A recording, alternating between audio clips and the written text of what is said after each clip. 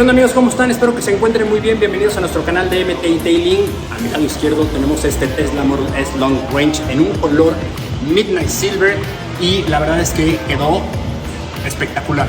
Le cambiamos el look y además lo protegimos y le cambiamos ciertos detalles. Por ejemplo, la T de Tesla en la delantera y la trasera fueron en negro brillante, los espejos fueron en Expel Black, lo cual se ve muy agresivo y a la vez, como es un Model S, es un coche elegante, pero se ve muy deportivo.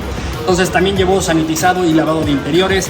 Quédense para que vean cómo fue el proceso, cómo se protegió, cómo le cambiamos esos detalles y denle like si les gusta este video y por último, suscríbanse a nuestro canal para que siempre tengan estos buenos videos y que comience el show.